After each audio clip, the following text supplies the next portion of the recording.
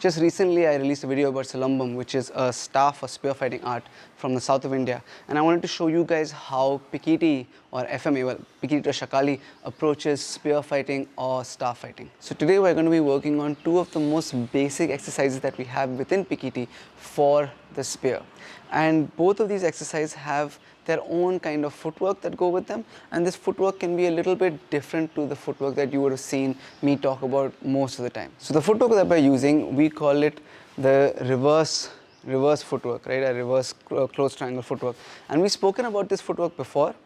Essentially what I'm looking to do till now, we've always said if I'm going to my left side, I'm starting or I'm using my left leg. If I'm going to my right side, I'm using my right leg. This reverse 45 degrees footwork though is I'm going to the right side but I'm using my left leg, and I'm going to the left side but I'm using my right leg.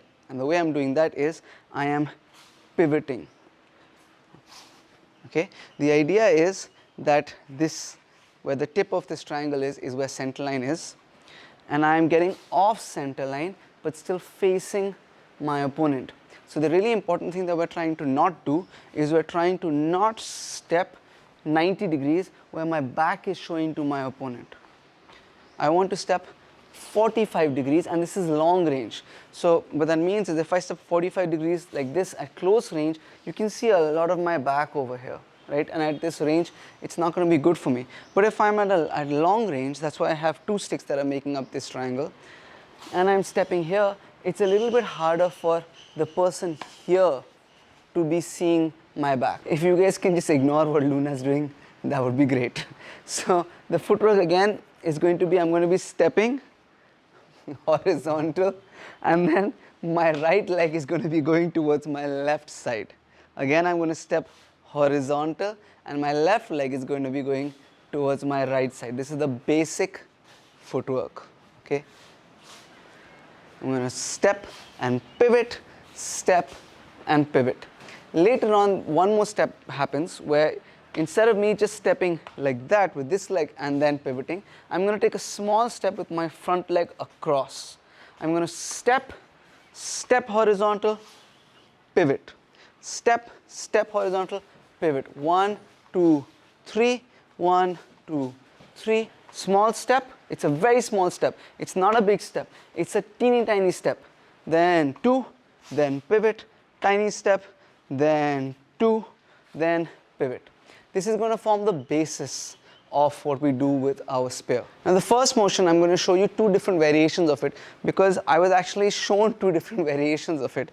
There are small variations, but one of the variations, the second variation, is something that GT initially did not insist on, but then later the next time he worked on Sibat with me, he did insist on it, but we'll get to that. So the basic movement is I'm starting from up here, or you can start from up here. Generally we like to start from up here, and my weapon is going down at like this angle 1. And the idea is there's another weapon attacking me from there, and I'm slapping it down to the ground. Okay, so again 1. As I'm doing that, my left foot is going back towards my right side. If my right hand's on top, my left foot's going to go back towards my right side. The idea is I'm trying to get out of the way of the weapon. A weapon is coming from here. I'm getting out of the way and slapping it down. Now from here, the next part of this is I'm going to step across, or 1, like with the second version of this. 1, 2, 3. If that first step is confusing, you can just go 1 and 2. That's also fine. But we've gone here. As I step across, 2, and as I pivot, I'm going to come up like a thrust. Boom. From here again, 1, 2. As I pivot, this drops down, and then 1, 2. As I pivot, I come up. As I pivot, I go down. As I pivot, I come up. The idea is you're using the turn of that hip that comes about because of that pivot, the turn of the hip that comes across because of that pivot, to add power into that and to add power into that thrust, right? You're connecting your movements to your hip. So that's the first most basic variation of this drill. Make sure that you're stepping reverse 45 degrees. you're not stepping 90 degrees, and that you're coordinating your movements with the pivot and the turn of the hip. What we are not doing, just ignore Luna again please, what we are not doing is this. We're not over rotating that front leg. We're not over rotating that front leg.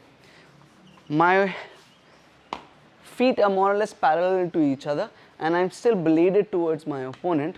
I'm not overly rotating, so please don't do that. I'd like to take a quick break in the video to tell you a little bit about the exclusive content that we offer on our YouTube memberships and on our Patreon page. On both pages, we have exclusive extended versions of the normal videos that go out on YouTube. We also have this series called the Drill of the Week, where every week I look at single stick, double knife, single knife, stick and knife, empty hands, and I give you a series of drills that you can spend the rest of the week practicing. This is on both our YouTube memberships and on Patreon. But on our Patreon page, we have two exclusive series that are not anywhere else. One is called a 2 Horns Training Thoughts, where I give you my thoughts on training, my thoughts on fighting, my thoughts on preparing athletes to fight, just my approach to the martial arts in general. And the other is a new series called Ancient Arts, Modern Warriors, which is your and my opportunity to geek out or nerd out on the martial arts together.